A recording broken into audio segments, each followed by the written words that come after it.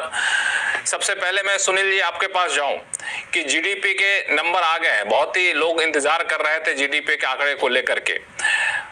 उम्मीद से बेहतर आए, बाजार इसको कैसे लेगा? देखिए, ये पॉजिटिव लेगा और ये खाली उम्मीद से बेहतर इसके कारण नहीं।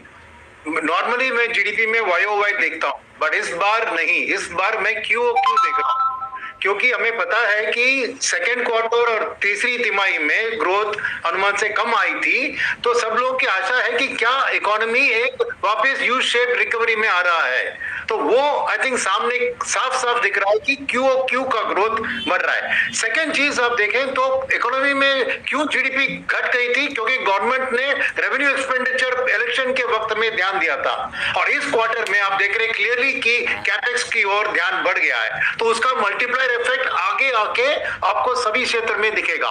तो ये मेरे लिए सबसे है अनुमान से बेहतर। तो क्या है कि आम जनता जो निवेशक है उनको ये अनुमान के बारे में ज्यादा जानकारी नहीं होती है, मगर जो फंड मैनेज होते हैं वो ईपीएस ग्रोथ में ऑलरेडी ये दिख चुका है कि ये जो अनुमान है उससे बेहतर थोड़ी बहुत अर्निंग्स आई थी, तो वही यहाँ पे दिख रहा है। मगर जैसे मैंने कहा सबसे खास चीज है कि क्यू में खास करके एक बढ़त जो दिख रही है वो सबसे पॉजिटिव, और कैपेक्स की ग्रोथ, ये दोनों मेरे लिए बहुत बहुत महत्वपूर्ण है, जो मार्केट इसको पॉजिटिव लेके आगे की ईपीएस ग्रोथ का अनुमान लगाने की कोशिश करेगा। आगे के ईपीएफ ग्रोथ का अनुमान यहाँ पे लगाने की कोशिश करेगा। लेकिन एक चीज जो है पंकज जैन साहब, आपसे पूछूं कि जो अर्थव्यवस्था को रफ्तार देने वाले जो सेक्टर की पहचान की गई जीडीपी के आंकड़ों में, उसमें आपको कंस्ट्रक्शन सेक्टर है, डिफेंस सेक्टर है, फाइनेंशियल सर्विसेज सेक्टर है। तो जो जीडीपी के आंकड़े जो सेक्टर के अच्छी तस्वीर पेश कर रहे हैं और बाजार जिस सेक्टर को लेकर ज्यादा उत्साहित है, दोनों में तालमेल दिख रहा है आपको कि कहीं सिंक आउट दिख रहा है?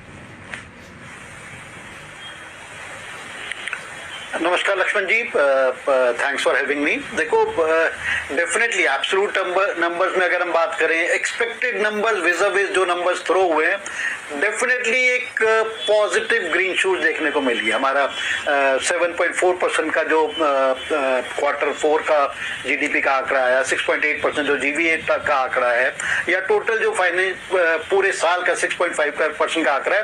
ऑन एब्सोल्यूट नंबर्स काफी पॉजिटिव वाइब्स देखने को मिल रहे हैं इसमें।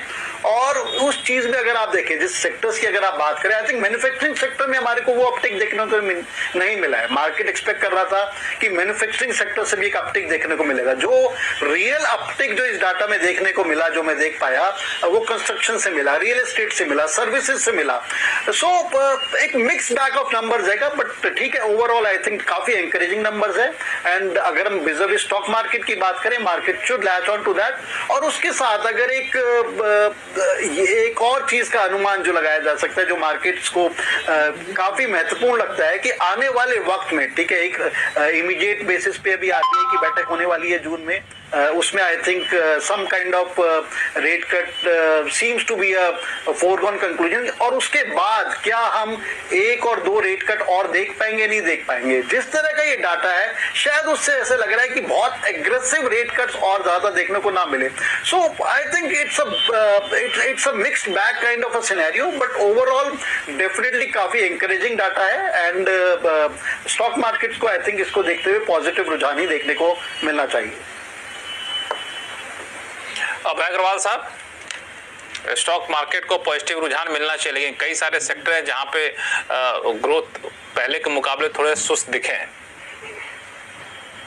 देखिए, जीडीपी का जो डेटा है ये इतना बड़ा डेटा है कि इसको हमें एक सिग्नल की तरह देखना चाहिए कि क्या हम ठीक डायरेक्शन में जा रहे हैं, सिग्नल की तरह देखना चाहिए। हाँ, तो ये जो डेटा आज का है ये एक पॉजिटिव सिग्नल है। जैसे पंकज जी ने भी कहा, सुनील जी ने भी कहा कि एक डायरेक्शनली पॉजिटिव है। हम फेस्टिव सीजन के बाद पिछले साल एक बड़े वीक एनवायरनमेंट से गुजरे, और जब हमने देखा ऑटो सेल्स भी काफी कम हो गई थी और कंजम्पशन गिर गया था।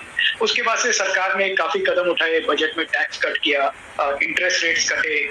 उसके चलते हुए अप्रैल में हमने देखा, मार्च में भी जो चैनल चेक्स किए ऑन ग्राउंड रिटेलर्स के साथ, उसमें एक क्लियर मोमेंटम था, अर्ली ग्रीन शूट्स का, डिमांड वापस आ रही थी।